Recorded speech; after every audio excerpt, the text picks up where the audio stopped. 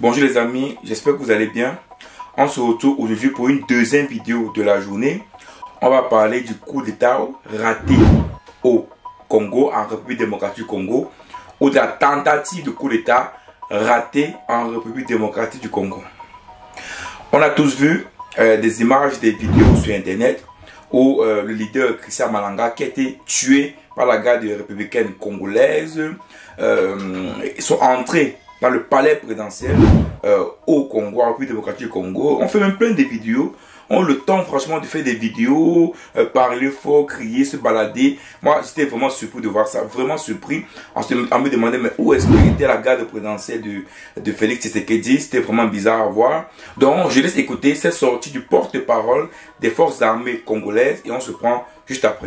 Les forces armées de la République démocratique du Congo portent à la connaissance de l'opinion nationale et internationale qu'une tentative de coup d'État a été étouffée dans l'œuf par les forces de défense et de sécurité.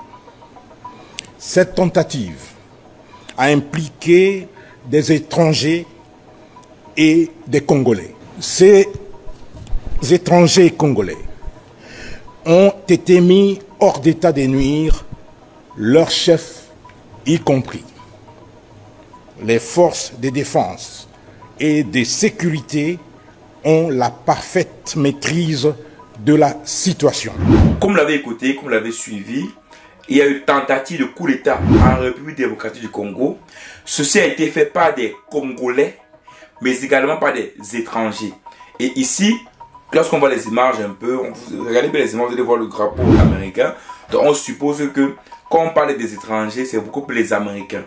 Et donc, est-ce que on peut dire ici là que la tentative de coup d'État avortée a été préparée par les Congolais et les Américains? Point d'interrogation. Dans tous les cas, quand je vois comment, laissez-moi, vraiment, je vais utiliser un terme bête, hein, mais quand je vois une tentative de coup d'État aussi mal faite, aussi catastrophique, je me demande bien si ce sont les Américains réellement qui sont derrière ça.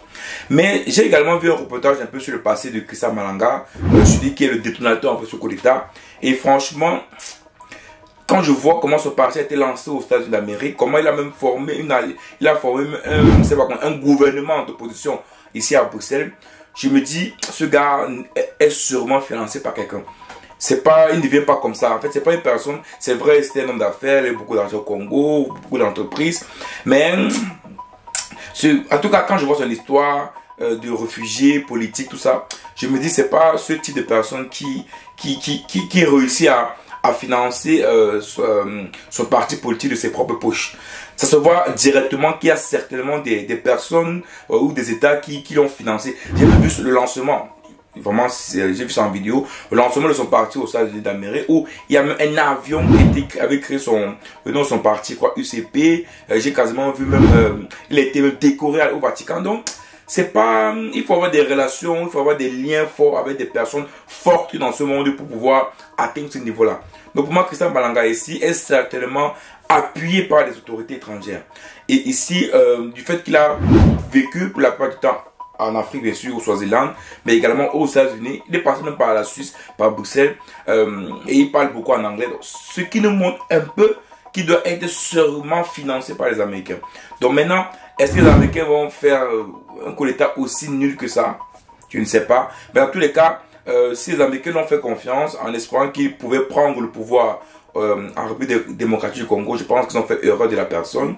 Ils sont peut-être tombés sur une personne qui n'était pas si intelligente que ça.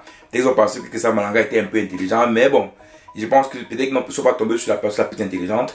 Et donc le coup d'État a été avorté et il a été tué par la garde républicaine. Mais après avoir dit tout ça, on revient encore au coup d'État. On revient encore au coup d'État. L'Afrique aujourd'hui a tellement de coups d'État. Gabon, Guinée, Burkina. Vous voyez que les coups d'État sont devenus monnaie courante en Afrique. Maintenant, attention, il y a des coups d'État patriotes, il y a des coups d'État républicains, mais également il y a des coups d'État qui sont opérés par des entreprises, ou pardon, par des pays étrangers qui n'ont pas vraiment lieu. On ne peut pas dire en fait qu'ils sont des coups d'État patriotes. Par exemple, les coups d'État au Niger, les coups d'État au Burkina Faso, le coup d'État au Mali, moi j'élimine la Guinée parce que la Guinée, je suis même plus sûr de ça. C'est des coups d'État patriotiques, c'est des coups d'État républicains, c'est des coups d'État souverains. C'est des militaires qui sont arrivés au pouvoir parce qu'ils veulent la souveraineté pour leur pays. Dans tous les cas, les actions qu'ils posent sont claires et nettes. C'est des actions qui prouvent une fois de plus qu'ils veulent chasser les colons français, chasser les colons occidentaux, et ils veulent mettre en place un pays souverain et lancer le développement économique de leur pays. C'est pour cela que vous voyez que dans ces pays, on voit qu'il y a de la croissance, il y a de l'enthousiasme des populations. Il y a même, on voit peu, au fur et à mesure comment les militaires, par exemple, sont équipés pour combattre donc, le terrorisme. Donc, on voit un peu de l'avancée, on voit de la croissance, de l'avancée, on voit on voit qu'il grandit au fur et à mesure. Mais dans certains pays, il y a des coups d'État qui ne sont pas souverains, mais qui sont des coups d'État pour les pays étrangers, c'est-à-dire comme le coup d'État par exemple qui s'est fait